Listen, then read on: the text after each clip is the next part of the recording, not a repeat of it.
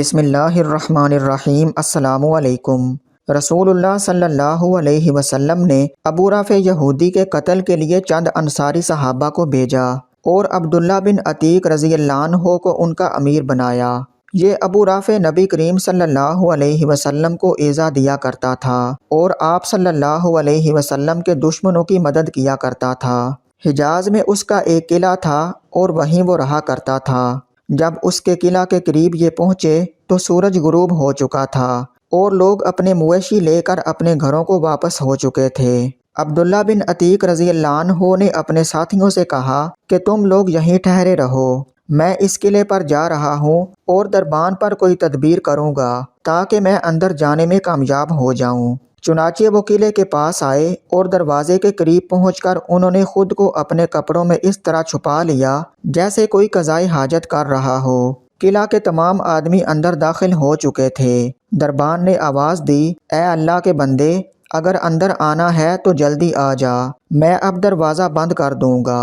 عبداللہ بن عتیق رضی اللہ عنہ نے کہا، چنانچہ میں بھی اندر چلا گیا اور چھپ کر اس کی کارروائی دیکھنے لگا۔ جب سب لوگ اندر آ گئے تو اس نے دروازہ بند کیا اور کنجیوں کا گچھا ایک کھونٹی پر لٹکا دیا۔ انہوں نے بیان کیا کہ اب میں کنجیوں کی طرف بڑھا اور میں نے انہیں لے لیا، پھر میں نے قلعے کا دروازہ کھول لیا۔ ابو رافع کے پاس رات کے وقت داستانیں بیان کی جا رہی تھیں اور وہ اپنے خاص بالا خانے میں تھا۔ جب داستان گو اس کے یہاں سے اٹھ کر چلے گئے تو میں اس کے کمرے کی طرف چڑھنے لگا۔ اس عرصے میں میں جتنے دروازے اس تک پہنچنے کے لیے کھولتا تھا انہیں اندر سے بند کرتا جاتا تھا۔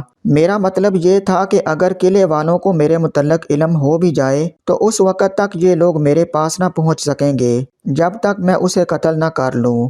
آخر میں اس کے قریب پہنچ گیا۔ اس وقت وہ ایک تاریک کمرے میں اپنے بال بچوں کے ساتھ سو رہا تھا۔ مجھے کچھ اندازہ نہیں ہو سکا کہ وہ کہاں ہے، اس لیے میں نے آواز دی، یا ابو رافع؟ وہ بولا، کون ہے؟ اب میں نے آواز کی طرف بڑھ کر تلوار کی ایک ضرب لگائی۔ اس وقت میرا دل دھک دھک کر رہا تھا، یہی وجہ ہوئی کہ میں اس کا کام تمام نہ کر سکا۔ وہ چیخا تو میں کمرے سے باہر نکل آیا اور تھوڑی دیر تک باہر ہی ٹھہرا رہا، پھر دوبارہ اندر گیا اور میں نے آواز بدل کر پوچھا، ابو رافع، یہ آواز کیسی تھی؟